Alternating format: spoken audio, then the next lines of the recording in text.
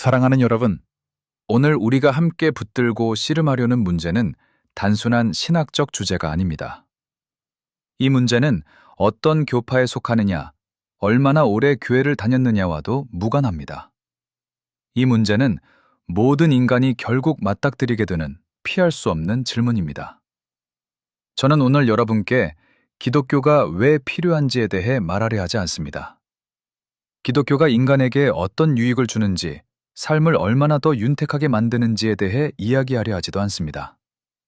오늘 저는 훨씬 더 근본적인 질문을 던지려 합니다. 이 세상에 참된 희망이 있는가?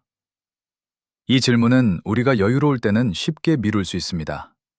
젊고 건강할 때, 일이 잘 풀릴 때, 인생이 비교적 안정되어 있을 때는 굳이 이 질문을 붙들 필요가 없어 보입니다. 그러나 여러분, 인간은 반드시 이 질문 앞에 서게 됩니다. 사람이 병상에 눕게 될 때, 자신의 힘으로는 아무것도 할 수 없다는 사실을 깨닫게 될 때, 혹은 죽음이라는 현실이 더 이상 추상이 아니라 눈앞의 문제로 다가올 때, 그때 이 질문은 더 이상 철학이 아닙니다. 그 순간 사람은 이렇게 묻게 됩니다. 내가 지금까지 붙들고 살아온 것이 과연 나를 끝까지 책임질 수 있는가? 이 질문 앞에서 정치적 신념은 힘을 잃습니다. 사회개혁의 이상도 침묵합니다. 인간의 성취와 업적은 놀랍도록 빠르게 빛을 잃습니다. 그 이유는 분명합니다. 그 어떤 것도 죽음 앞에서 인간에게 희망을 주지 못하기 때문입니다. 여기서 우리는 불편하지만 반드시 직면해야 할 사실 하나를 마주하게 됩니다. 인간은 본능적으로 희망을 찾지만 그 희망을 자기 자신 안에서 찾으려 한다는 사실입니다.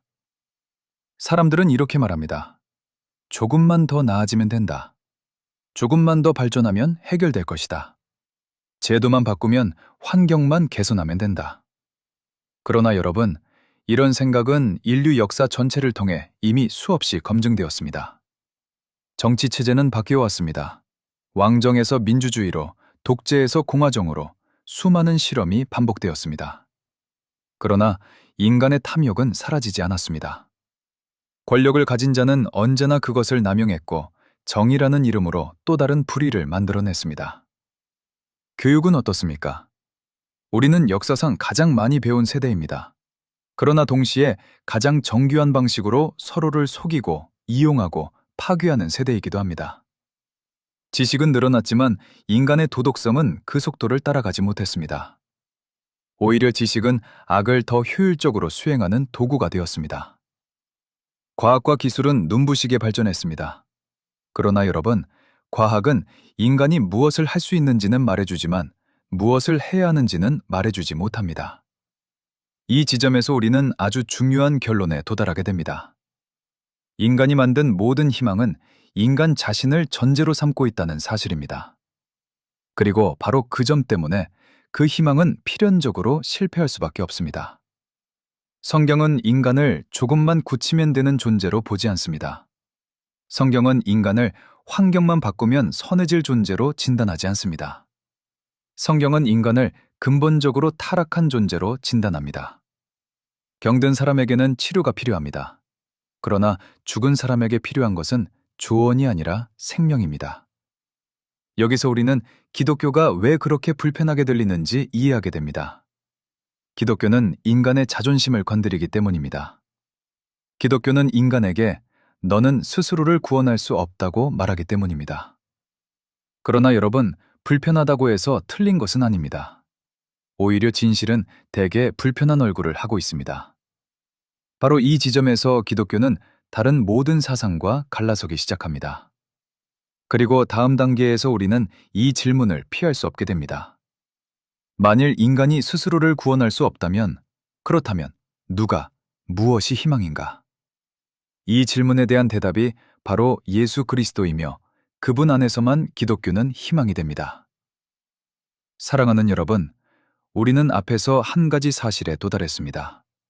인간은 스스로를 구원할 수 없으며 인간이 만들어낸 모든 희망은 결국 인간 자신이라는 한계를 벗어나지 못한다는 사실입니다. 그렇다면 이제 우리는 피할 수 없는 질문 앞에 서게 됩니다. 그렇다면 희망은 어디에서 오는가? 이 질문에 대한 대답이 기독교를 다른 모든 종교와 근본적으로 구별짓습니다. 여기서 많은 사람들이 치명적인 실수를 범합니다. 기독교를 다른 종교들과 같은 선상에 올려놓고 비교하려 하기 때문입니다. 사람들은 이렇게 말합니다. 모든 종교는 비슷하지 않은가? 결국 인간이 더 나아지라고 가르치는 것 아닌가? 그러나 여러분, 이 말은 기독교를 전혀 이해하지 못한 말입니다. 왜냐하면 기독교는 출발점 자체가 다르기 때문입니다. 모든 종교와 철학은 한 가지 질문에서 시작합니다. 인간이 어떻게 하나님께 나아갈 것인가? 인간이 어떻게 더 나은 존재가 될 것인가? 그러나 기독교는 이 질문에서 시작하지 않습니다. 기독교는 전혀 다른 질문에서 시작합니다. 하나님께서 이미 무엇을 하셨는가? 이것이 결정적인 차이입니다. 기독교는 인간의 시도가 아니라 하나님의 행동에서 출발합니다. 이 사실을 가장 분명하게 보여주는 말씀이 사도행전 1장 1절입니다. 성경은 예수 그리스도를 이렇게 소개합니다. 예수께서 행하시며 가르치시기를 시작하심부터. 여러분, 이 한 문장을 가볍게 넘기지 마십시오. 이 문장은 기독교 전체를 해석하는 열쇠입니다. 성경은 예수께서 먼저 가르치셨다고 말하지 않습니다. 먼저 행하셨다고 말합니다. 이 순서는 결코 우연이 아닙니다. 기독교는 말에서 시작된 종교가 아닙니다. 기독교는 사건에서 시작된 신앙입니다. 예수 그리스도는 철학자처럼 사색하며 제자들에게 개념을 전달하지 않으셨습니다. 그분은 역사 속으로 실제로 들어오셨고, 실제로 사람들과 함께 사셨으며, 실제로 병든 자를 고치셨고, 실제로 십자가에서 죽으셨습니다. 그리고 실제로 다시 살아나셨습니다. 이 모든 것이 상징이 아니라 사실이라는 점이 기독교를 완전히 독특하게 만듭니다. 여러분, 만일 기독교가 단지 도덕적 가르침에 불과하다면 우리는 그 가르침을 다른 위대한 사상들과 나란히 놓고 비교할 수 있을 것입니다. 그러나 기독교는 그런 비교를 허락하지 않습니다. 왜냐하면 기독교는 이렇게 생각하라가 아니라 이 일이 실제로 일어났다고 말하기 때문입니다. 여기서 많은 사람들이 불편함을 느낍니다. 사실을 다루는 종교는 언제나 불편합니다. 왜냐하면 사실은 사람에게 선택권을 제한하기 때문입니다. 사람들은 가르침을 좋아합니다. 왜냐하면 가르침은 취사 선택할 수 있기 때문입니다. 그러나 사건은 취사 선택을 허락하지 않습니다. 사건은 받아들이거나 거부해야 할 뿐입니다. 기독교는 바로 이 지점에서 사람을 결단 앞에 세웁니다. 하나님이 실제로 역사 속에 개입하셨는가?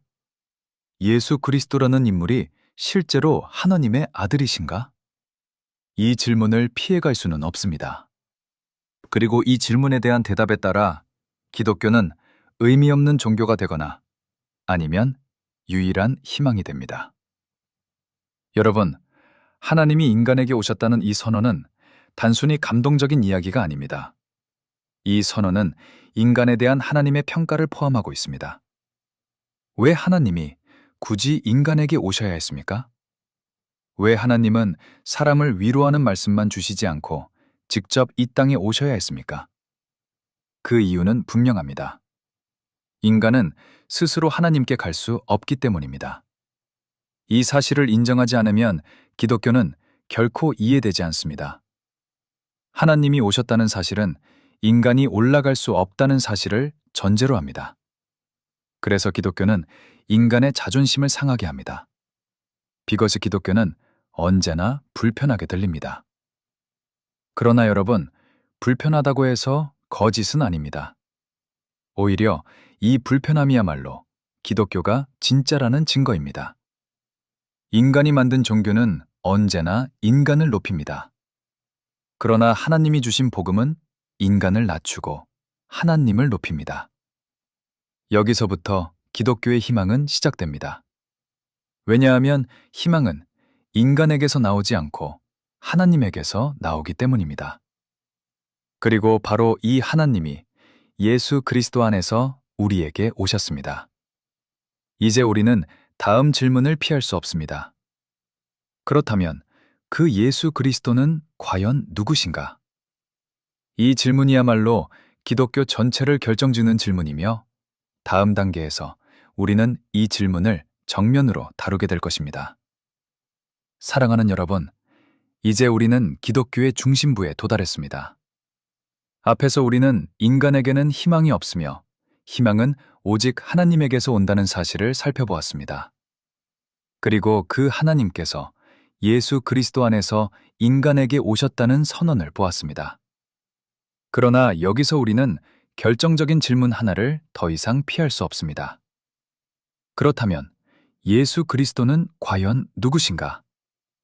이 질문은 기독교를 논할 때 가장 불편한 질문입니다. 왜냐하면 이 질문은 중립을 허락하지 않기 때문입니다. 사람들은 흔히 예수 그리스도에 대해 좋은 말을 합니다. 위대한 스승이었다고 말합니다. 사랑과 용서를 가르친 도덕교사였다고 말합니다. 그러나 여러분, 그런 평가들은 표면적으로는 존중처럼 보이지만 사실은 예수 그리스도를 가장 심각하게 왜곡하는 평가입니다. 왜냐하면 예수 그리스도 자신이 그런 평가를 허락하지 않으셨기 때문입니다. 예수님은 단지 선한 삶을 가르치신 분이 아닙니다. 그분은 자신에게 죄를 사하는 권세가 있다고 선언하셨습니다. 사도행전에서 사도들이 선포한 복음의 핵심도 바로 여기에 있습니다.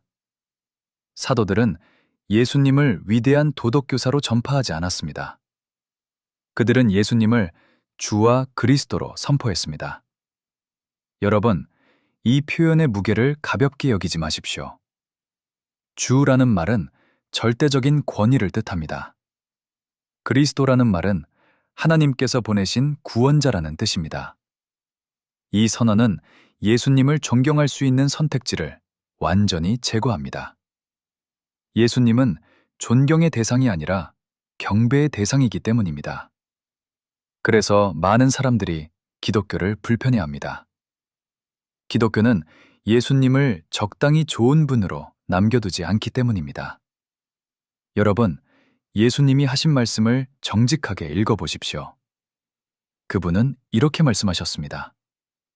나를 본 자는 아버지를 보았거늘.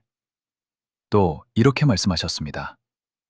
나는 길이요, 진리요, 생명이니. 이런 선언을 한 분을 단순히 도덕교사로 분류하는 것은 논리적으로 불가능합니다. 그래서 우리는 세 가지 중 하나를 선택해야 합니다. 예수님은 거짓말장이이거나 자기 기만에 빠진 사람이거나 아니면 참으로 하나님이신 분입니다. 기독교는 이 결론을 피하지 않습니다. 오히려 이 결론을 정면으로 제시합니다. 여러분, 이 지점에서 많은 사람들이 한 가지 질문을 던집니다. 왜 기독교는 이렇게 배타적인가? 왜 다른 길을 인정하지 않는가? 그러나 이 질문은 문제를 잘못 이해한 데서 나옵니다. 기독교가 배타적인 것이 아니라 사실이 배타적인 것입니다. 만일 예수 그리스도께서 실제로 죽음을 이기고 부활하셨다면 그분은 여러 길 중 하나가 아니라 유일한 길이 됩니다. 기독교는 이 사실을 숨기지 않습니다. 오히려 공개적으로 선포합니다. 그래서 사도들은 예수님의 부활을 복음의 중심으로 선포했습니다. 부활이 없다면 기독교는 아무 의미가 없습니다. 그러나 부활이 사실이라면 기독교는 모든 것을 요구합니다. 여러분, 기독교는 사람에게 정보를 추가하지 않습니다. 기독교는 사람의 세계관 전체를 무너뜨리고 다시 세웁니다. 예수 그리스도 앞에서 인간은 더 이상 자기 인생의 주인이 아닙니다. 인간은 응답해야 하는 존재가 됩니다. 그래서 기독교는 항상 결단을 요구합니다. 기독교는 언젠가 생각해보라고 말하지 않습니다. 기독교는 지금 누구를 주로 인정할 것인가를 묻습니다. 이것이 예수 그리스도라는 문제가 결코 중립적일 수 없는 이유입니다. 그리고 이 질문에 대한 당신의 대답이 당신의 영원한 운명을 결정합니다. 사랑하는 여러분, 이제 우리는 설교의 마지막 지점에 이르렀습니다. 앞에서 우리는 인간에게 희망이 없다는 사실을 보았고, 하나님께서 인간에게 오셨다는 사실을 보았으며, 예수 그리스도라는 인물을 피할 수 없다는 점을 살펴보았습니다. 이제 남은 질문은 이것입니다. 그렇다면 하나님은 이 절망적인 인간을 위해 구체적으로 무엇을 하셨는가? 기독교는 이 질문에 대해 모호한 답을 주지 않습니다. 기독교는 하나의 사건을 가리킵니다. 바로 십자가입니다.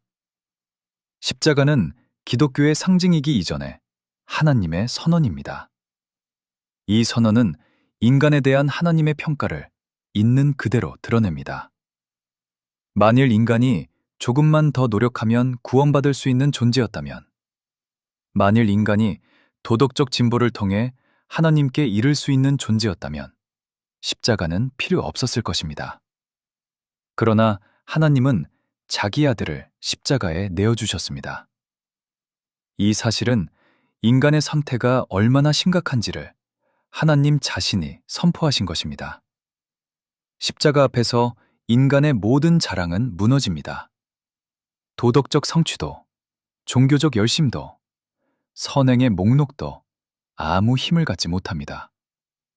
왜냐하면 십자가는 인간에게 너는 스스로를 구원할 수 없다고 말하고 있기 때문입니다.